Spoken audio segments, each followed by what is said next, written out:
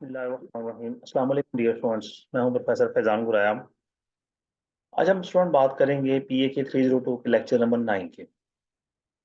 Previous lectures में हमने सबसे पहले फ्रीडम मूवमेंट के बारे में बात की, कैसे कैसे आज़ादी की तहरीक चली। फिर हमने पॉलिटिकल मूवमेंट की बात की, हिस्टोरिकल मूवमेंट की बात की, कैसे कैसे हिस्टोरिकली हम पाकिस्तान की तरफ मूव हुए ब्रिटिश के रूल के बाद। पॉलिटिकल मूवमेंट कैसे पॉलिटिकली हम शिफ्ट हुए, आज हम बात करेंगे कि ब्रिटिश ने 1857 में उन्होंने जंग आज़ादी के बाद ओवरऑल इंडिया पे रूल स्टार्ट किया। तो किस तरह कॉन्स्टिट्यूशन मूवमेंट यानी कि लॉ के हवाले से या कॉन्स्टिट्यूशन के हवाले से, आइन के हवाले से कैसे-कैसे मूवमेंट्स हुई, कैसे-कैसे तब्दीलियाँ आई और वो तब्दीलियाँ कैसे-कैसे फिर आफ्टर द पाकिस्तान जो है पहुँची। अब 1958 के हम बात करें, हम आज के लेक्चर में दोनों हम बात करेंगे, जो कुछ नोट्स मैंने बनाए हैं उनके हवाले से भी और आपके हैंड नोट्स के हवाले से भी।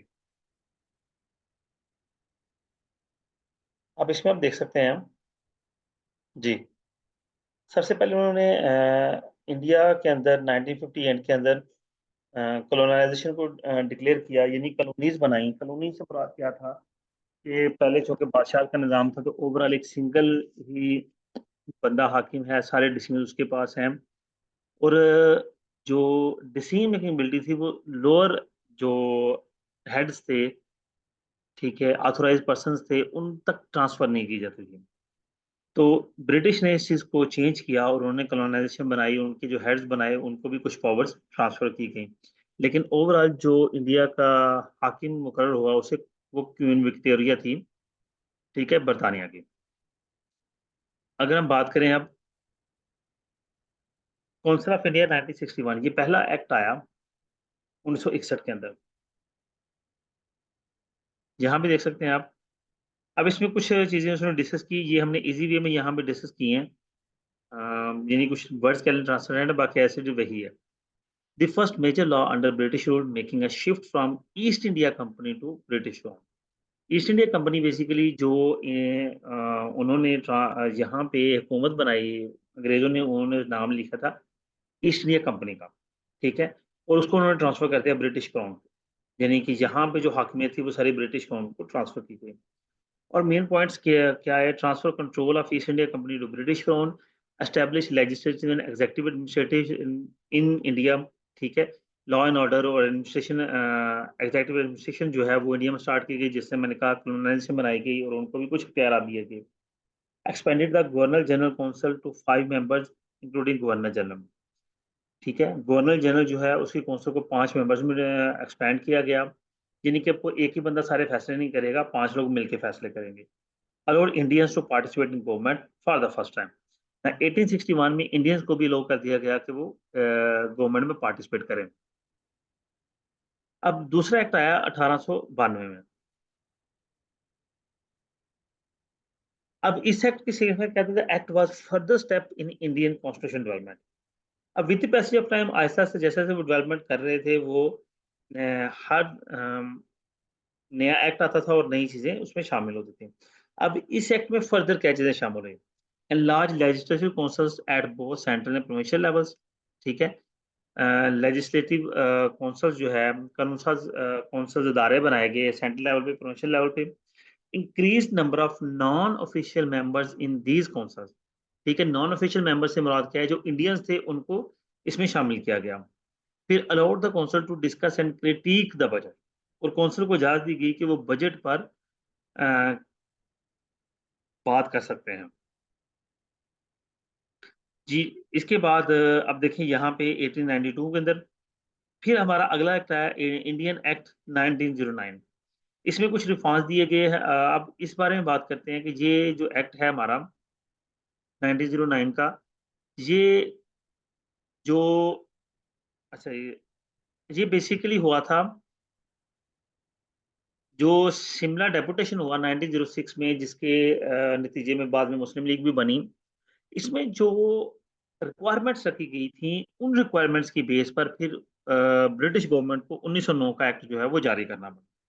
अब इसकी पढ़ते हैं क्या था? Introduce separate electorals for Muslims, meaning Muslims could elect their own representative, combine indirect and direct election methods, ठीक है। जितने भी इनडायरेक्ट और डायरेक्ट इलेक्शन मेथड से उनको कंबाइन कर दिया गया। अब प्रॉपर जो है वो वोटिंग होती थी, यानी कि पार्टी वाइज इलेक्शंस किए गए। उसके बाद एक्सपेंडेड प्रोविंशियल काउंसिल्स, ये तो बात है, give provincial councils non official majorities do the central council retained an official majority. यानी कि जो डिस्ट्रिक्ट लेवल पे, प्रोविंशियल लेवल पे, फिर सिटी लेवल पे जो कौंसल्स बनाई गई उनको कुछ अथॉरिटीज भी दी गई, लेकिन जो सेंट्रल डिसीजन मेकिंग थी, जो मेजर डिसीजन मेकिंग थी, वो सेंट्रलाइज्ड ही रखी गई। उसको बहुत ज़्यादा नैरो डाउन नहीं किया, बहुत ज़्यादा ब्रॉडर नहीं किया गया। Allowed the central legislative council to question the administrative policies.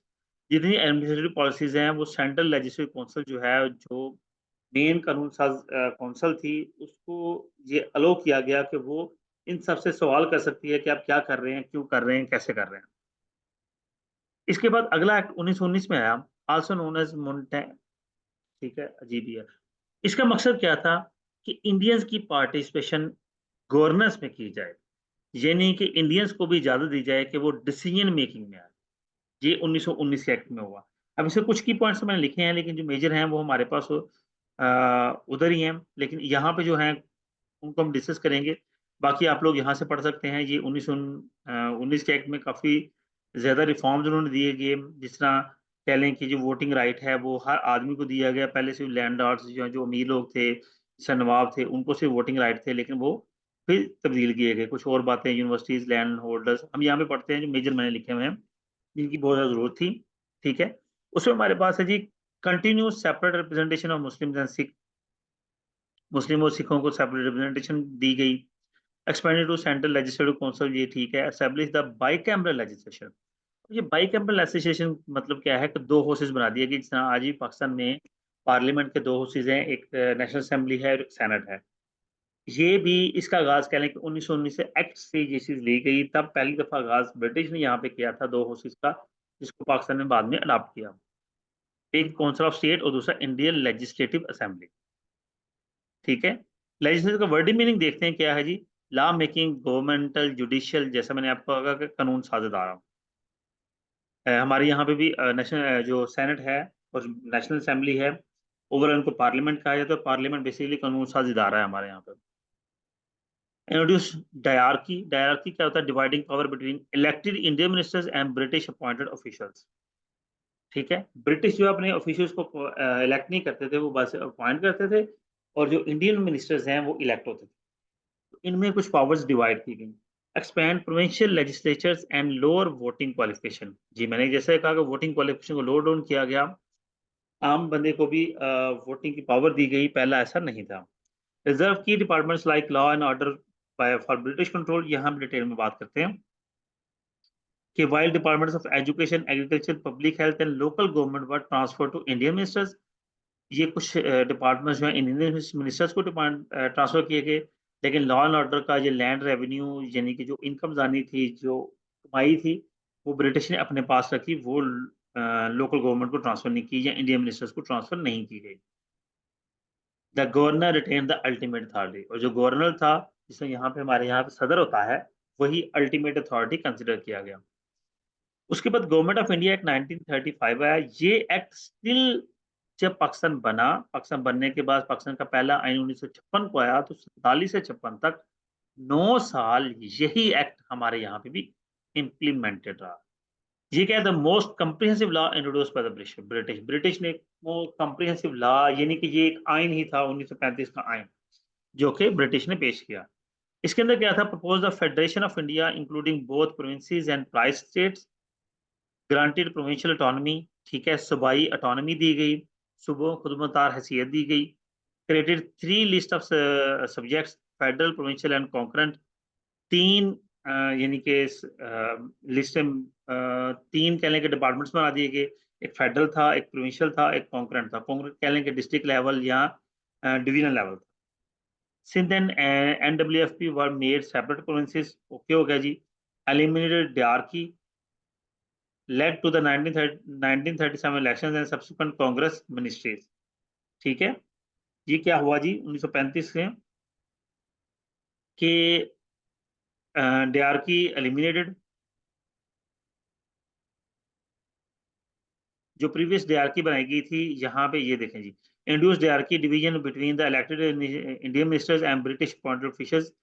ये जो बनाई गई थी, कुछ इदारे इंडियन को दे दिए गए, कुछ ब्रिटिश ने पास रखे, उस चीज़ को एलिमिनेट कर दिया गया और प्रॉपर 1937 में इलेक्शन करवाए गए, जिसमें कांग्रेस मिनिस्ट्रीज भी आई और फिर कुछ मुस्लिम लीग ने भी वजाहतें हासिल की। इसके बाद कैबिनेट मिशन 1946 है जी। अ, अब यहाँ से आज़ादी की जो तहरीक है, वो चूँकि एक्सट्रीम लेवल पहुँच चुकी थी और मामला जो है वो बहुत ज़्यादा कंट्रोल से बाहर हो रहे थे, तो फिर एक कैबिनेट मिशन 1946 में तश्कील दिया गया और उसने कुछ फर्दर रिफॉर्म्स किए, ठीक है? अब वो यही ये है हमारे पास एक पूरा उस कैबिनेट मिशन ने एक लंबा-चौड़ा जो मामलात किए, इनमें से कुछ हम डिस्कस करते हैं, कुछ आप लोग खुद भी पढ़ सकते हैं क्योंकि इतने ख़ैसा ऐसा इम्पोर्टेंट नहीं है। In 1946 elections highlighted the division between the Muslim League and the Congress. ठीक है? 1946 के इलेक्शन ने मुस्लिम लीग और कांग्रेस के दरमियान एक प्रॉपर डिवीजन क्रिएट कर दी, क्योंकि मुस्लिम लीग ने भी काफ़ी सीटें जीती थी तब। The British sent a mission to propose a plan for India's future. तो ब्रिटिश ने एक मिशन भेजा, ये सारे लोग बरतानिया से स्पेशली आए थे कांग्रेस और मुस्लिम लीग से डिबेट करने के लिए। Suggested a union of India with limited powers to the central government and more powers to provinces. इन्होंने बहुत कम जो सेंट्रल गवर्नमेंट थी, यानी कि जो ब्रिटिश एक्चुअली गवर्नमेंट थी इंडिया के अंदर, उसकी पावर्स को लिमिटाइज किया और अ, जो प्रोविंसेस गवर्नमेंट थी उनकी पावर्स को इंक्रीज किया। The plan fail leading to partition of India. ये प्लान फेल रहा, क्यों? क्योंकि पार्टीशन ऑफ इंडिया की जो तहरीक थी वो बहुत ज्यादा जोर पकड़ चुकी थी। इसके बाद 1947 जुलाई के अंदर इंडियन इंडिपेंडेंस एक्ट आया, ठीक है? ये ब्रिटिश प्राइम मिनिस्टर एटली जो है उसने इसको पास किया, led to partition of India, और इंडिया की पार्टीशन को एक्सेप्ट कर लिया गया, जो कि 14 अगस्त को पाकिस्तान और 15 अगस्त को इंडिया के लिए हुई। Ended British authority over India, establish separate governments of India and Pakistan, Jinnah the leader of Pakistan was sworn in as a first governor general of Pakistan. जी स्टूडेंट्स, ये आपका ऑलमोस्ट लेक्चर था। मैंने आपको थोड़ा-सा इसको भी दिखा दूँ। काफ़ी ज़्यादा चीज़ें हैं जो कि मैंने ख़ैर लिखी नहीं है, ठीक है? लेकिन आप उसको रीड कर सकते हैं, कुछ बातें रिपीटेड थी तो लिखने की ज़रूरत नहीं। जैसे ये देखें जी, act also provided the legislative supremacy is to dominions. The legislature were given full powers to make laws. The British government had no control over affairs of dominions. The act terminated British authority over India. Basically जो 1947 में बहुत सी चीज़ें की गई, जो actual main मकसद था वो पाकिस्तान की आज़ादी और इंडिया की आज़ादी का था। ठीक है? इस एक्ट इसलिए पेश किया गया कि ये चीज़ साबित कर दी, ये उनको कन्फर्म कर दिया गया कि ब्रिटिश का कोई रूल नहीं रहेगा, ब्रिटिश यहाँ से ठीक है?